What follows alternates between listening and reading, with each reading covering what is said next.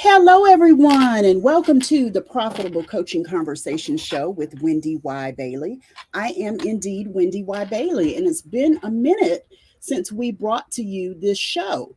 So, thank you for your prayers, your text, your calls, all of that good stuff. I've been supporting my mom, my 90-year-old mom, who was ill, and last month she passed away, and so I took some time to support her and celebrate her and all of that good stuff. And now we're back.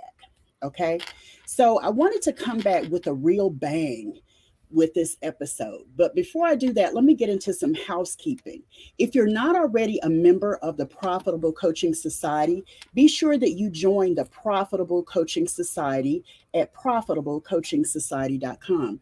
And if you want to catch up on other episodes, previous episodes, you can always go to profitablecoachingconversations.com and catch the latest episodes. I think we're 2 episodes behind in terms of posting, my team is, but you can catch all the way up to episode 99, and 102, 100, 101, and 102 will be posted soon.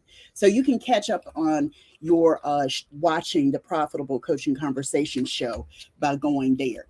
So today's topic is something that I thought about. I actually had it in my list of topics that I wanted to bring to you, and it's how to turn your call to action into more sales conversions. Let me just sort of lay the foundation for what I'm going to be sharing today. Many people, coaches in the marketplace that I see, they're always talking about something, right? They're sharing content, they're adding value, but rarely do they have a call to action. And so a call to action is really that trigger that you fire to get people to join your list, to enroll in your program, to reach out to you for a session. All of that is around the call to action. I have a client that I worked with last year, and she had been a prolific poster, if you will, on social media. And one day she was talking to me, and she was concerned about her, enrolling people into her program. And I said, well, I see you posting a whole lot of stuff, but I rarely see you offer a call to action. Call to action and offer go hand in hand. And, I'm going to do an episode in a couple of weeks, I think, about how you really understand how to connect your call to action and your offer. But for today, I want to talk about what that call to action can do to really generate more conversions for you. So welcome. If you're here, be sure that you grant StreamYard access on Facebook so that I can see your comments. You can say hi to me, all that good stuff. If you're here and you're catching the replay, go ahead and type replay in the comments below this video. If for some reason you have questions along the way and I don't answer them through this content, go ahead and post those below too, so that I know exactly what questions you have and I can respond to them in the comments. So let's talk a little bit about call to action. The first thing I want you to know is there's a secret language when it comes to selling. When you understand that the secret language is all about connecting people, connecting with people, attracting people, generating interest, creating a sense of urgency, all of that is part of the secret language of selling, right? And I believe that when you practice this secret language of selling, it really, really is about practicing it with integrity, right? You don't browbeat people with a call to action. You don't, hit people over the head several times with a call to action. You make sure that your call to action creates a sense of connection with your most ideal client. And how do you do that? You do that, first of all, by knowing your ideal client really, really well. When you understand the person that you want to sell to, that you want to enroll in your programs, then it goes a long way in your ability to communicate with them. It goes a long way in how you communicate with them. You want to communicate in language that and I think I'm jumping ahead. Yeah. You want to communicate in language that your ideal client uses and understands. Stop using your coaching jargon. Stop thinking that your clients understand coach speak. Make sure that when you are connecting and talking with your most ideal clients, that they understand what you're saying. And let me give you an example. I had a program that I called the Sales Activation Toolkit. I thought it was a great title. I kept it for about 2 years.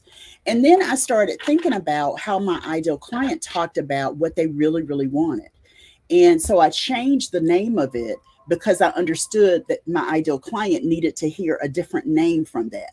So I changed the name of it from Sales Activation Toolkit to what you need to do when you don't know what to do to make money in your coaching business. Now, it sounds like a longer title and it's a little bit more, wordy, but it's okay because what I found is once I changed the name of the program, people instantly got what it was focused on.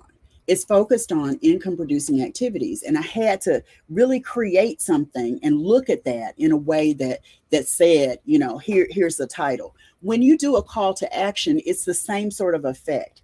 You want your call to action to invite. You want your call to action to encourage. You want your call to action to inspire. And, it really is about what do you want your client to see, think, hear, feel, know, and do. And the do part is really important when it comes to the call to action. You also want to, when you look at it, I'm sorry, I lost my banners. Hold on. When you look at it, you want to tell your ideal client what you want her or him to do.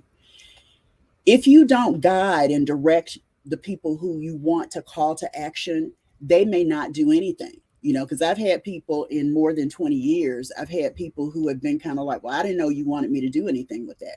So they're looking for direction from you. So tell them to, go here. Tell them to do this. Tell them what you want them to do. The other part of a great call to action is it focuses on the desired outcome. Why do you want them to do that? Why do you want them to tap into that call to action or respond to that call to action? When you understand the desired outcome of your ideal client, you can say very clearly, go here and download this so you can achieve this, so that you can experience this, right? That's the beauty of a call to action. Tell them what you want them to do and focus on the desired outcome. As I said, tell your ideal client about the result, the transformation. What's going to happen when they do go there and download, when they do go there and enroll? What's going to happen for them? Give them a glimpse into that. If you're working on social media and you don't have a lot of characters or a lot of space that you want to use around your call to action or the whole concept, try to make it so that when they go there, they see the desired outcome there. Tell them about the result on the page that you're sending them to. So maybe you want them to download a lead magnet. So you tell them, go here and download this book, workbook, this guide, if you want to achieve blah, blah, blah, right? If you're sending them to download something, go ahead and make sure that the sales page that they go to or the opt-in page, hey, Dorian, the opt-in page that they go to actually has information about that desired outcome. You got to be able to communicate the desired outcome to them in order for people to want to actually give their name and email address for a lead magnet. You want them to be able to see what it is they're buying when you want them to enroll in your services, in your program. The other thing that you want to do is communicate the next steps. And when I say that, I'm really talking about after you download this and you receive this desired outcome, you click here, you go here, you do this. This is going to happen. You're going to receive the download. It doesn't have to be in the actual call to action, but what you want it to be is a smooth process for them to enroll. You tell them what's going to happen. After that happens, you tell them what's going to happen there. So you want it to be a place that they feel held all the way through. Okay. They feel like you're connecting to them. They feel like you know what they need and what they want. The last thing I'm going to say about focusing on the desired outcome is if you know that there are potential objections, go ahead and address them. You may not be able to address them in the call to action, but as part of that smooth process where you're handing off to the next step, you want to be able to say to them, you may be feeling this or you may be feeling that. Wait a minute. Okay, there we go. You may be feeling this or you may be feeling that. You may be thinking this, you may be thinking that. And what happens is they understand before they have the objection that you have a response to it, that you have a way to address it, and you've uh, avoided, you've addressed their fears. That's the word I'm looking for, address their fears. And then finally, when it comes to the call to action, you want to practice follow through and follow up. When I talk about follow through and follow up, I'm really talking about you taking charge of this client that you've held so carefully, from the call to action through the sign up or enrollment to the next steps. You want to make sure that you follow up and follow through. That may mean, a series of emails, an email nurture, each email nurture sequence, also known as a funnel. Okay. It may mean that you make phone calls to people who express interest in getting something from your website, or enrolling in your program. You call them to welcome them. You have that email nurture sequence. You have someone from your team call and welcome them. Whatever you want to do to create that follow through and follow up is going to help you with your call to action. So thank you again so much for being here. That concludes the content I have for today. And it's a short version. I kind of got to get back into the flow of doing lives again. It's been a minute. So I'm sort of reconnecting with the live WendyY, and kind of trying to tap into that. If you look in the show notes, you'll see that I offer, I'm sending you to a masterclass program called Predictable Coaching Income. We talk about how you talk and how you connect and how you set fees for your coaching programs and services. But I'd love to chat with you, so you can go ahead and schedule a chat with me. It's a 15-minute conversation where you check in, and we talk about what's going on in your business, and I point you in the right direction. It doesn't mean you end up working with me, but if it does, we talk about what that looks like too. You can also join us over at the Profitable Coaching Club at profitablecoachingclub.com. That's over on Clubhouse. And I do, there are about 7 rooms that happen during the course of the week in the Profitable Coaching Club. Some of them are led by leaders within the club. Barbara Beckley, who's a visibility strategist, actually hosts a club on Mondays and Wednesdays. And I host a club typically on Tuesdays, Thursdays, sometimes Fridays, and definitely on Saturdays. So you can look for us there at profitablecoachingclub.com. As a reminder, if you want to catch up on the latest episodes, you can go to profitablecoachingconversations.com. profitablecoachingconversations.com. Thanks so much, everybody, for tuning in. It's been great getting back here. The content and the topics that are coming, I want you to get really excited about them, because I am.